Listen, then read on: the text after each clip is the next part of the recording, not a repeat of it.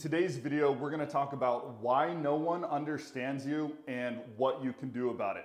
This is going to be mental frameworks to help you deepen your connections with others, feel understood, and also make the impact you want in other people's lives if you find yourself in that coaching role or you like to just help people. The first thing to understand is the levels of energy. Now, unlike personality, like you might take that Myers-Briggs, mine changes a lot. I change a lot as a human, I'm sure you do too.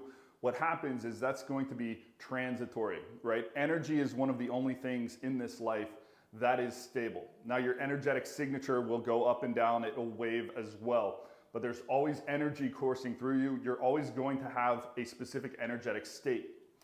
What this chart over here does is this is going to help you identify which label you're currently at, as well as identify the labels of others and understand where they're expressing on this levels of energy. Now, the reason why this is important is because a lot of times when you're feeling misunderstood, things are just going in one ear, out the other on the people you're talking to. What happens is you're trying to make too big of a jump from your energetic level to theirs. So imagine you're coaching somebody and you're giving them the outline for the steps forward. You've laid out a perfect plan and it's just going in one ear, out the other. What's happening a lot of times is they're down here in apathy, right? They're at level 50 and you're coming in with 400 reason. When you come in with 400 reason to somebody who's in apathy, it just bounces off them like they've got a diamond shield. It's too far of a jump. Instead, what we want to implement is something called pacing and leading. Pacing and leading is a term in hypnosis, it's a term in dance. Essentially what it means is we want to match their step, match their energetic signature, and hang with it for a minute before we start to lead them up into a different level. Okay, if you look at the best sales letters of all time, like video sales letters or long 10,000 word text sales letters, what they're doing is they're meeting people down here at the lowest levels and they're making them fear something, right? A really aggressive supplement sales letter would talk about, you know, you're gonna die, you're gonna lose your leg because of this blood sugar issue or something like that, right?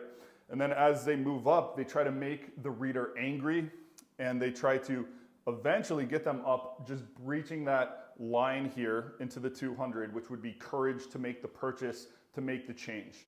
As you can see in this chart here, we've got a clear divider between 175 and 200's energy. We've got pride and courage right here. And essentially, the way I want you to look at these two sections is anything below this line is contraction. This is a contracting energy. It's folding in on itself. Anything above here, it's an expansion energy. Once you cross that line, or once somebody crosses that line, they have a tendency to just drift upwards. And if you fall below this line, you have a tendency to drip downwards and downwards. Another way to look at this, which is inspired by Heidi Halverson's book, which is actually titled Why No One Understands You and What You Can Do About It, is people are either going to fall into a promo mindset or a protection mindset. So a promo mindset means you are in expansion. You're ready to go up. Your energy is drifting upwards. And the protection means you're drifting downwards. Now, why people don't understand you a lot of times is you did not identify if they were in a promo mindset or a protection mindset. You don't know if they're on the top or if they're on the bottom. If somebody's in a protection mindset and you start talking to them about opportunities or what it's gonna feel like once they've achieved this goal, it's just going to bounce off of them. If they're in protection mindset, the way we need to communicate with that person a lot of times is relating to them down here, to their grief, to their fears, to their desires and their anger. And we need to stir up that anger sometimes, get them a little pissed off to make a change, and then dangle the carrot of pride if they achieved said goal. So you dangle the carrot of pride. Wouldn't it be amazing if you're walking down the street, you got a shredded six-pack abs, something like that. Now, if you can raise somebody's energy up by pacing and leading, meeting them where they're at and walking them up like stair steps, you will have a better chance of them understanding you if you're coming in with reason or courage or love, right? Love's gonna bounce off somebody a lot of times if they're deep here down in their pockets of guilt and apathy. I'm gonna hit you with some examples here. So imagine you've got a partner who has some health issues, some weight issues, or something like that, and you're trying to help motivate them to get it together and get their life back on track.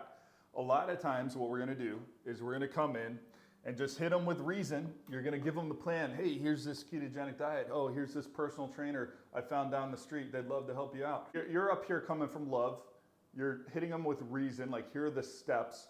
And what you're trying to do, you're hoping that they can breach whatever's down here and pop up the courage without first identifying what level on this stage they're at. A lot of times in the weight or the health example, if they've tried something in the past or they're feeling down, they're feeling energetically empty, they're gonna be here down at 50. They're gonna be experiencing a lot of apathy around the subject. Maybe they've tried 6 different workout plans in the past, all have failed. Maybe they've tried all the different dieting, it didn't work, they couldn't stick with it. So they're feeling apathy, they're in a big pocket of apathy around the subject. You can't really hit them with love, reason, and courage. It's a bit too big of a jump. First, what we typically wanna do is bypass grief. There's usually not a lot of resourcefulness in grief, but we wanna start talking about the fear. Hey honey, I'm scared for our children's future if you're gonna have a heart attack before they, have their prom night. Hey, we don't have a whole lot of money in the bank. What happens if you die and we're left without the money? We don't wanna hang out in that fear zone too long, but if they're in apathy down here at 50 and you look at the energetic scale, fear at 100 is above that, right? So what we're trying to do is we're just trying to walk them up the steps until they get into the zone of courage where they're actually gonna make that change. The way this typically works with the health stuff is fear could be plenty to get somebody's butt moving, get them out the door, taking some walks or hitting the gym a little bit. As they start moving away from that fear into desire for the healthier reality, their energy is building and they might start to get angry that they've been there for so long. They might start to get angry that other people are making progress quicker than themselves. These aren't zones you want to live in, but they're more resourceful as you move up the scale. So if we come back to pacing and leading up here, what are we trying to do? We're trying to pace. We're trying to meet them where they're at. Help them understand that you understand what it's like to feel defeated, to feel apathetic about something you've tried so often for and fail repeatedly. And what we're trying to do is we're just trying to raise them up a step to fear, get them up, get them angry, get them pissed out. A lot of times that's just gonna happen by itself. And then ultimately when they start getting some results, they're gonna start feeling some pride in what they've achieved. A lot of people stop at pride and they live in pride, right? What color is your Bugatti? Now this isn't religion, this is a mental framework that you can adopt to help identify where people are at, a snapshot of where they're at, like you're taking a blood test, you're gonna see those levels. If you look at people and try to assess their energetic level, it's going to allow you to pace. And pacing is where connection happens. If you want to help people and motivate them to raise up, you can lead after you've paced a bit and related at their current energetic level. And if they're not willing to climb up, this is where you're gonna have to make some decisions of who's gonna stay in the life, who you're gonna keep, who you're gonna keep as a client relationship, who's gonna enter that friend zone, the good friend zone. Yeah, so this is a bigger one. If you guys want any expansion on these levels of energy or communication tips, happy to dive deeper into that for you. Hope you're having a great day. Talk soon.